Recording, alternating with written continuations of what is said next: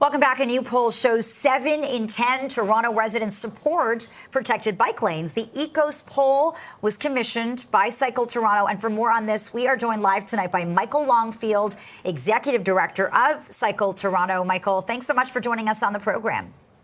Thank you so much. This is very timely, obviously. Certainly in the news cycle, the province is preparing to tear out some major bike lanes in Toronto, arguing they add to our congestion problem. And as that plays out in a very public way, you're out with this new data, which suggests people have lots of opinions. What did you find? And were you surprised that most people do support more space for bike lanes?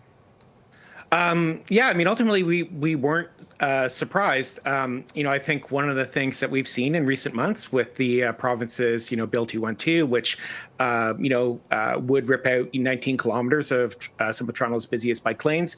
And, despite all this rhetoric, we're, hearing from the premier that, nobody rides a bike, they're causing all these traffic jams, is that when you ask people, when they look at our streets and they, what they want to see is, people are in favor of safer streets. They want to see our streets balanced for all road users. And they have a lot of concerns that Toronto needs to do more to protect vulnerable road users, including people riding bikes.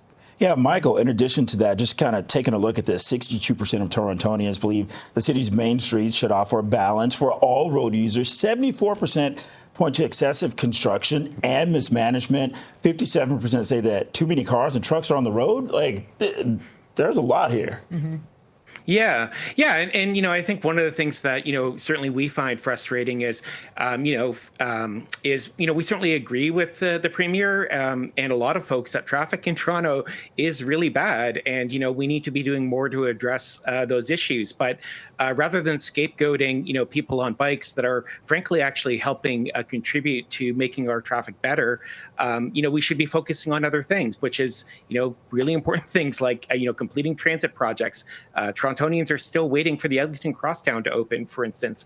And I think if the premier and the minister spent, maybe as much time as they were currently obsessing over bike lanes, ensuring the LRT opened up, that would be a really great way to help keep Torontonians moving. And Michael, really, really quickly, I wonder how conservatives, people who identified as conservative voters, answered these questions differently than those who identified themselves as more progressive or liberal leaning.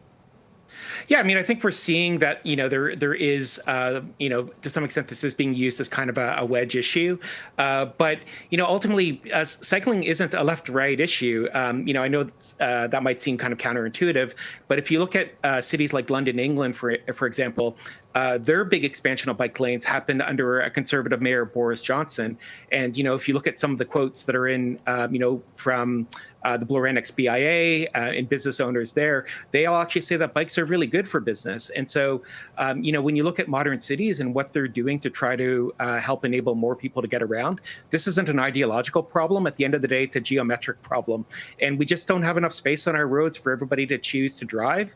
And so the more we can make it easier for more people to choose to drive, especially for local trips and keeping people safe, the better everyone will keep moving. And so, we're very pleased we have this legal challenge in place and the injunctions still here that would stop the province from ripping them out. And ultimately, hopefully, we prevail on this. Okay. Michael Longfield, Executive Director, Cycle Toronto. Thanks a lot.